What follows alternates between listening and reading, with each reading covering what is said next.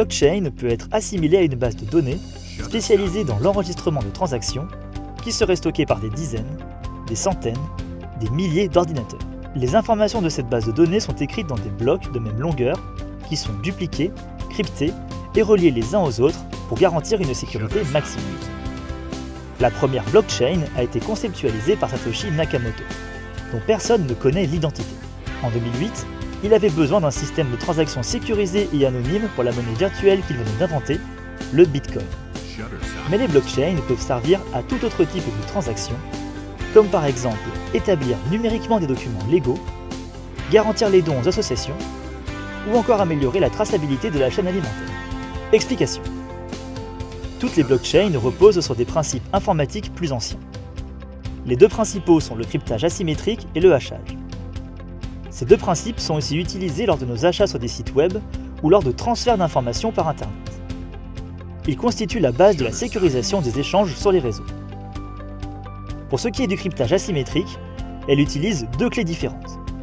Une clé publique, connue de tout le monde pour le cryptage, et une clé privée, connue du destinataire pour le décryptage. Pour le hachage, c'est une fonction mathématique qui, pour un ensemble de grande taille, en théorie infinie, renvoie une valeur précise, unique et de taille fixe. Ainsi, que je hache une phrase de 10 mots ou un livre de 800 pages, j'obtiendrai une valeur unique correspondante à un chiffre sur 32 caractères.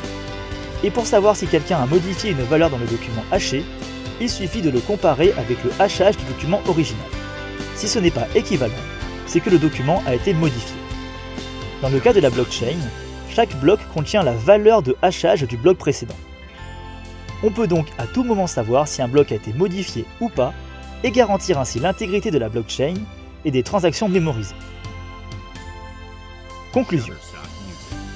Ces deux principes fondateurs permettent de comprendre comment les transactions sur Internet sont cryptées et sécurisées et comment on peut être sûr qu'un livre de compte n'a pas été modifié par rapport à l'original. Les blockchains vont ainsi permettre de stocker tout type de transactions, pas uniquement liées aux crypto-monnaies, en garantissant l'intégrité des informations et la sécurité des échanges.